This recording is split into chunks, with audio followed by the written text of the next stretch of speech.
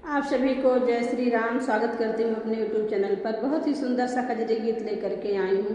गीत को पूरा सुनना और कैसा लगा कमेंट करके बताना। हमारे चैनल को भी अपना प्यारा आशीर्वाद देना। जय श्री सीताराम। बन बन खोजल राम रघुराई, सीता मोरी गईली हेराई नाय। बन बन खोजल राम रघुराई, सीता मोरी गईली हेराई नाय। सीता मोरी गईली हेराई नाय।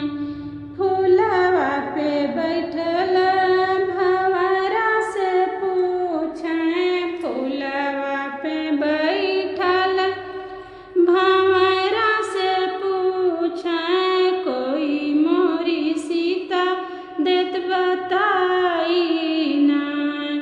सीता मोरी गईली हेराई नाय। बन बन खोजल राम रघुराई, सीता मोरी गईली हेराई नाय।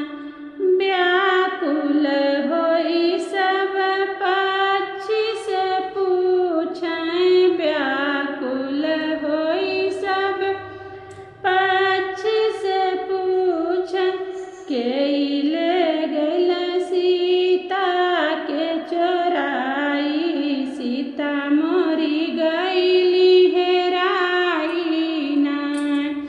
बन बन खोजल राम रघुराई, सीता मोरी गईली हेराई नाय। कलिया से पूछे राम बिलखाई, कलिया से पूछे राम बिलखाई, सीता मोरी गईली हेराई नाय। बन बन ढूंढ